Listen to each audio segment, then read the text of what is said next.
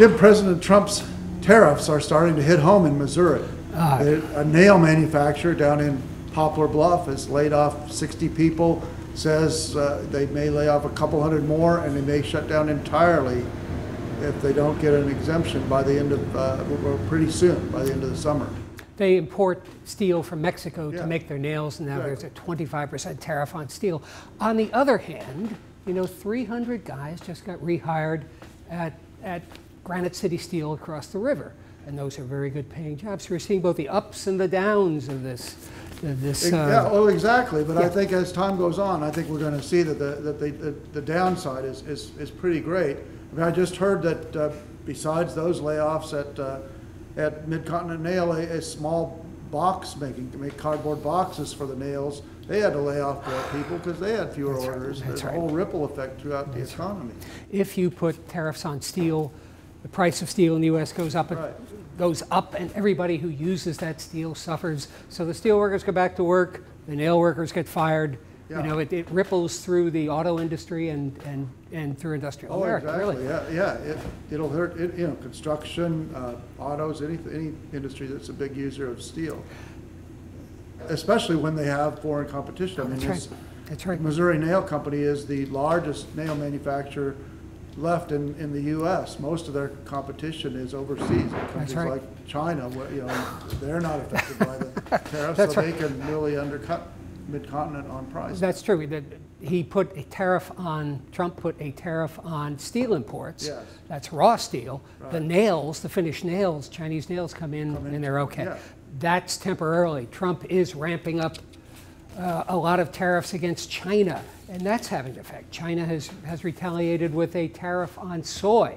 Well, Missouri grows a lot of soy, so does Illinois. Crop, Sure. And I think this week the price of soy hit a 9-year low, partly because of that. It's down about 15% since this all started. That's, you know, I mean, farmers put their crops in thinking they'd be able to get one price on the world market, and now all of a sudden U.S. soy is going to be less competitive because of these tariffs. The question is where it all ends. You know, he is ramping up tariff after tariff after tariff against China. They are retaliating. They sell more to us than we sell to them. So he figures they're going to be net losers and they'll back down.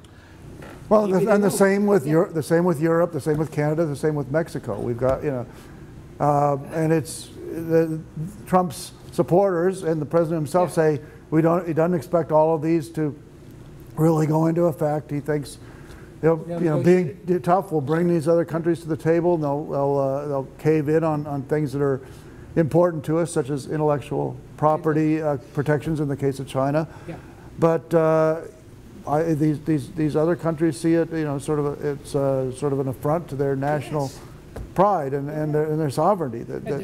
You can see that in Prime Minister Trudeau saying we will not be pushed around. You know, it's especially with democracies, it's hard for a country to back down and kind of wimp off and be beaten by this big orange American. You know how would that sell to their voters in France or in Canada or wherever.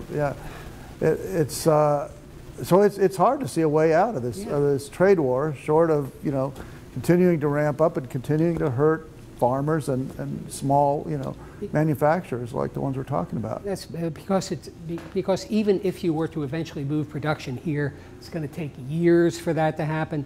Meanwhile, the guys who are producing things that China and Europe buys are hurt now. Well, and Harley Davidson, they were affected by the by Europe's retaliation, and they say they're going to make more of their bikes abroad. So for a while, the pain will outweigh the gain. I think so. More people screaming here, and therefore more political effort to stop this trade war. I think it's going to be a pretty dire situation if we let this go forward.